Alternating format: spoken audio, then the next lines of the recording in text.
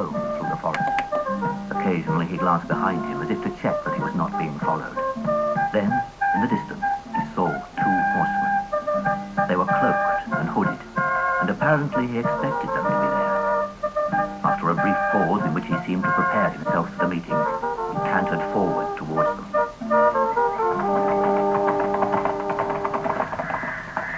Some way behind, Scarlet ran swiftly through the forest, following the tracks of Nasir's mount until he saw him ahead of him with the two horsemen.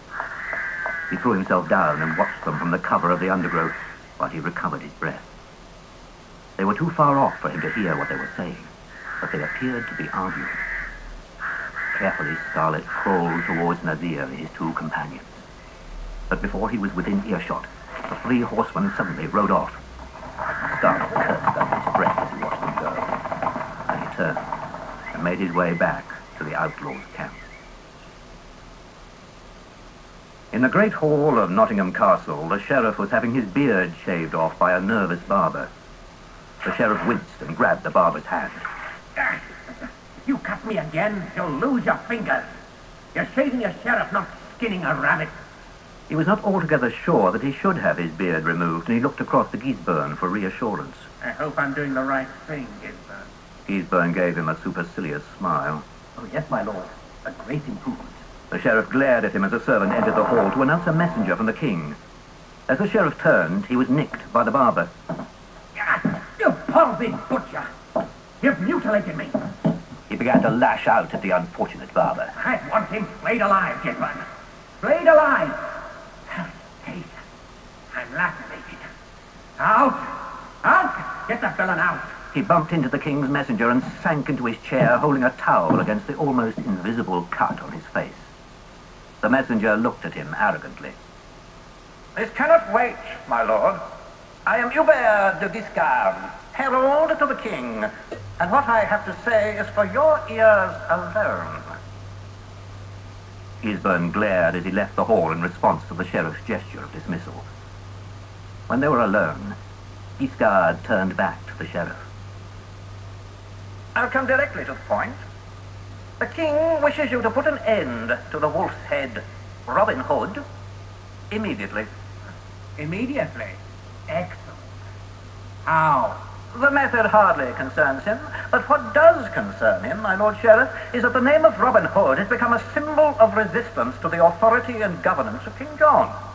You are entirely responsible for this situation, and the king will tolerate it no longer.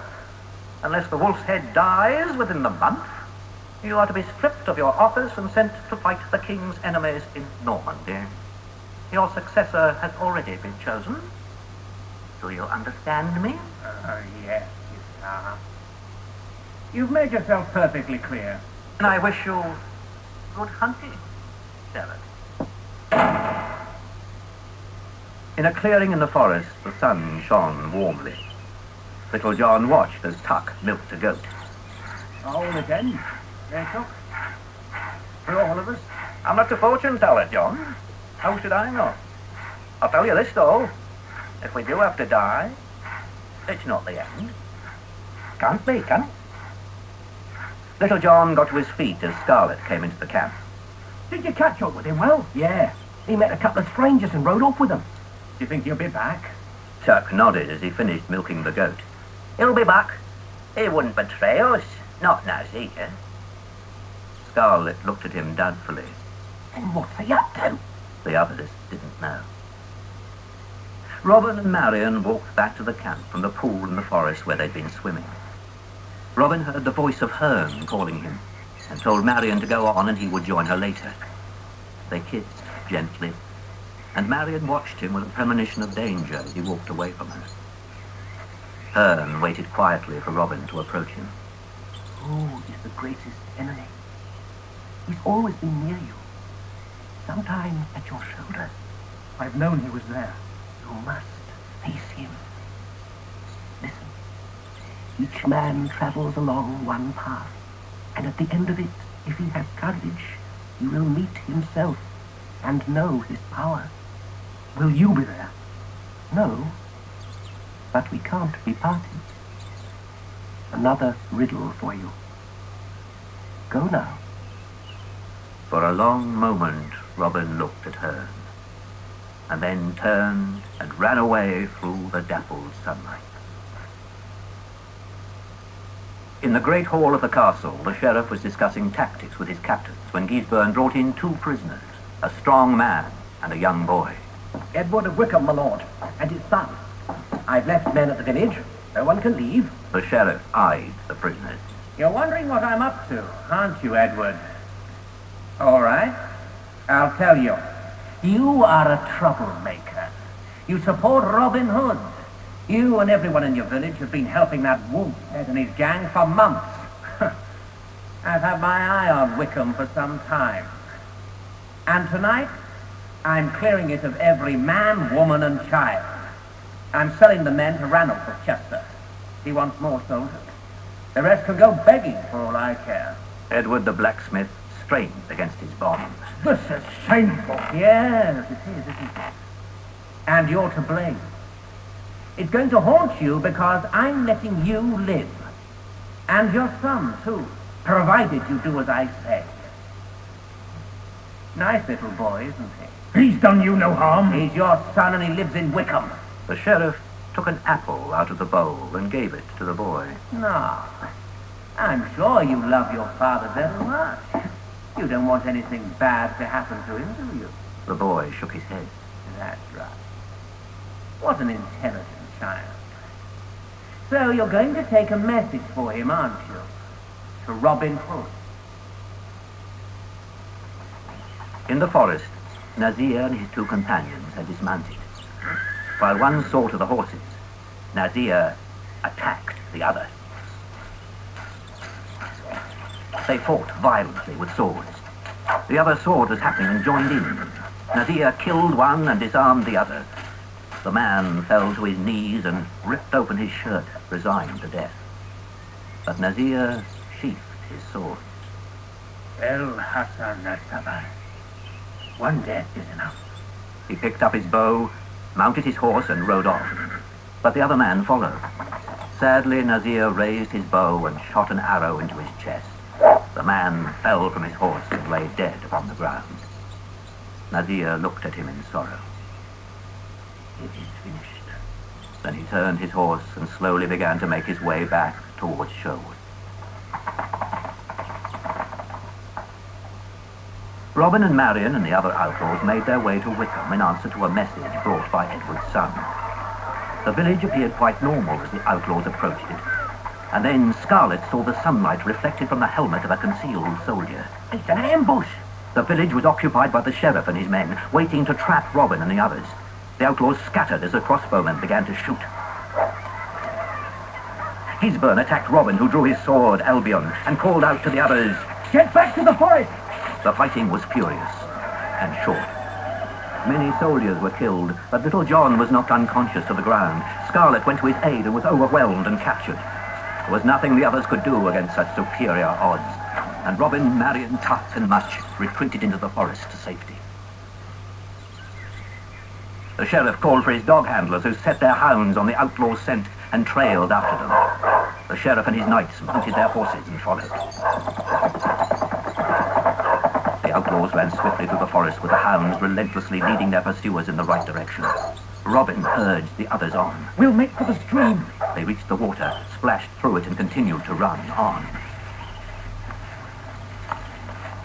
At last they fell exhausted into a small hollow. They looked back. There was no sign of their pursuers, nor any sound of the hounds. Robin gasped for breath. All right, Tuck. Tuck nodded, too fatigued to speak. Marion looked across to Robin. Are they coming? We might be lucky. Why don't we stand and fight? There's too many of them. Did Edward betray us? No. They used his son. He was forced. Much heard something. They're coming. The outlaws listened, still fighting for breath. Again, in the distance, they heard the sounds of the pursuit. They scrambled out of the hollow and ran on, but the effort was beginning to tell, and Tuck began to fall behind.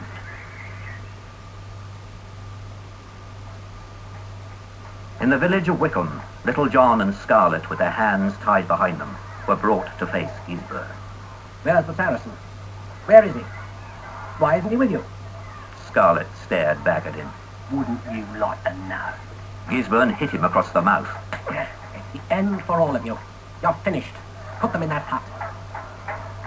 The two outlaws were thrown into a hut where they found Edward, also bound. Scarlet asked him what had happened. They took us all to Nottingham and got my son. Where's Nazir? Little John shrugged. Gone.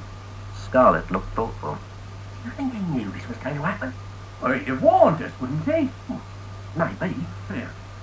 Think Robin's got clear. Or if he hasn't, we are finished. Robin and the others were still running. They stumbled through the reeds of a marshy area of the forest. Then Tuck collapsed. He could go no further. Oh, me. I've done all.